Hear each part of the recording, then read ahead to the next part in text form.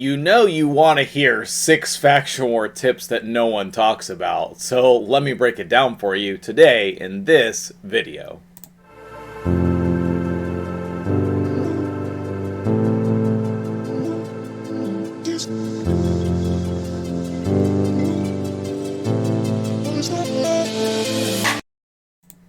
What's up guys, MtgJedi here, and we're talking faction wars today. Some have called me the Deadwood Jedi of faction wars. Some have called me even crazier things in reference to faction wars. I feel very well versed, well knowledged, and experienced in faction wars.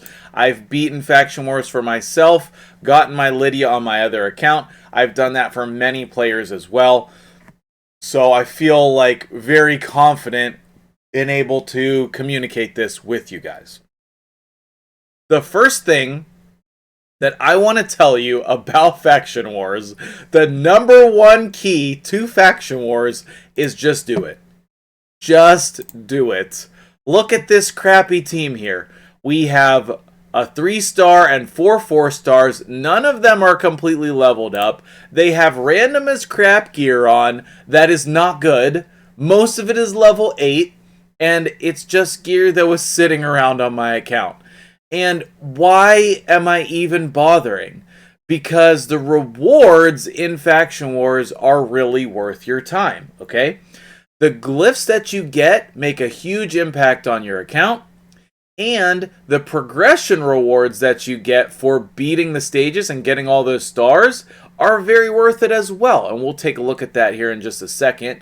This should be about 1 minute. And, you know, when I have time down the line and I level up some of these champions, then we'll be able to progress faster. And it doesn't matter who's in your team to start with. It just matters that you put together some kind of team to be farming some kind of levels. You know, in some of my other factions, I have basically one champion soloing it. And then the rest of them are just there along for the ride, okay? Like Skinwalkers is a great example. Leorius just solos it, okay? And then we're getting a little bit of XP when we do this as well. And my dwarf team is just equally as terrible. I have no one leveled up in there. I have a couple people in the sparring pit. Geomancer is going to basically solo this, you know, for a while because I have no other dwarves that I plan on working on. But we should be able to make it past the boss once I have those champions leveled up in both of those teams. So if we take a look at the progression rewards here, there are just so many awesome rewards. Energy, rare books, chickens and shards, like all of this is stuff that you super really need early game, and it just continues on and on. What, you know, levels up to like more and better stuff, and then up here more and better stuff, and then up here more and better stuff. Like, why would you not want to do this? Okay, personally, I always loved Faction Wars. I find it very interesting. Okay, but the teams that you use are just as important. Okay, so tip number 2 here is going to be try to include at least 1 epic and 1 rare in all of your teams, because that will help you in the secret rooms in the Doom Tower, and that's another way to progress your account, is getting those champions there. The next thing that you want to do is you want to have roles on your team. That's tip number 3, okay? You need some kind of healer. Now, actually, all 3 of these champions are the main 3 healers in this faction until I get my new dude, who I am super pumped to summon over here. Well, but I'm going to wait for probably Clan vs. Clan or a summon event to be able to summon him. But Dur the Hungerer is the new best accessible champion. Reflect damage, continuous heal, the revives, and stun on his A1. This creepy dude is going to be the centerpiece of my team, to be honest with you. The rest of those people that are currently on my team might not even stay on my team as we progress. That guy will be there for the clear on 21. But you also want Yeah, we'll go on champion screen here. You also want somebody to do some kind of crowd control, like AoE freeze as an example, or AoE stun. Syl is a great example of the stun option, okay? You want somebody to control them as well. So you need a healer and or reviver. You need the crowd control, and you definitely need damage. A big shout out to, if you can do decreased defense, like Ugo, okay, decreased defense and or weaken is very helpful as well. But, you need damage dealers, you need healers, you need revivers, you need crowd control. And then, the decreased defense and weaken is a great addition as well, but you don't need it, okay? So those roles are super important. I think that Faction Wars is much easier than it seems, okay? Like, you guys, hold on. You guys have seen my roster, right? I know that you have seen my roster. It's nothing great. Like, I have a couple really good champions, but other than that, I still only have the 6 people that are leveled up, and then I have some 50s as well, okay? And if we come in here to Faction Wars, I have 274 stars, I have, like in High Elves, I have 28 stars. Skinwalkers is my best, I think, because of Leorius. We have 32. But I have a bunch of stars in every faction, And I think that people just don't want to try it because they're worried about failing. But you have to just try it. Like, take a look at the gear on some of these champions. Like, Bulwark here, who I'm using, has these 2 pieces of gear missing, Who else did we just use?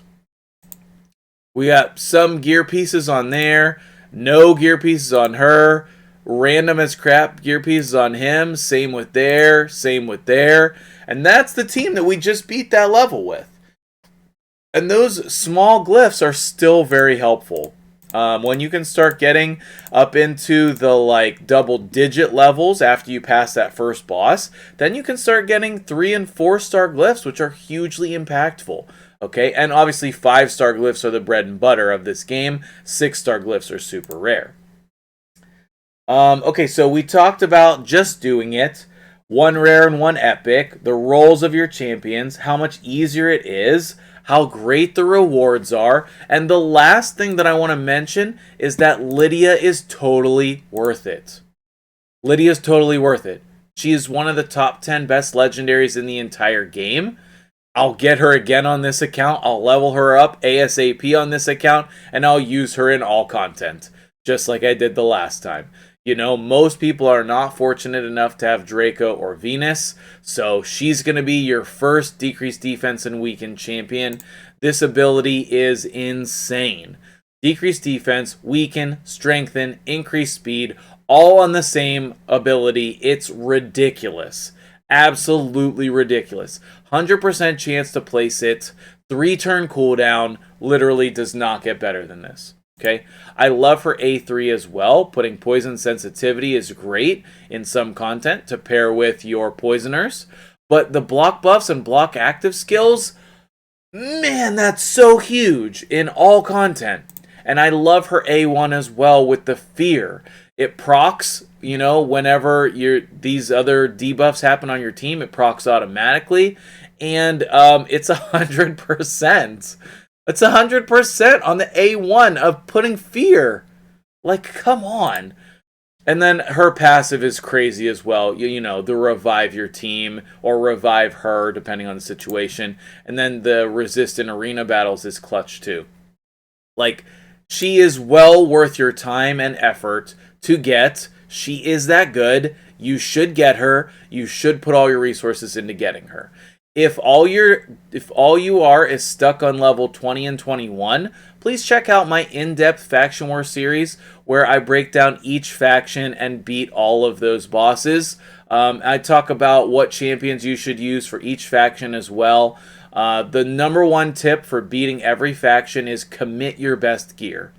Level up the champions, get masteries on them, and commit your best gear to them. Once you beat it, then you can move the gear around. It's well worth it. She is well worth your time and effort in order to beat it. So, I hope that these tips and tricks were very useful to you. If so, hit that like button. And, this is another in the edition of the Low Spend series, because these tips and tricks go for everyone. You don't have to have a pile of legendaries to beat every faction. You just have to have some thought process about building your teams. Let me know in the comments below, and I can help you with whatever teams you're struggling with. Thanks so much for watching. I'm MtgJedi. I hope you have a great day. We'll see you in the next one.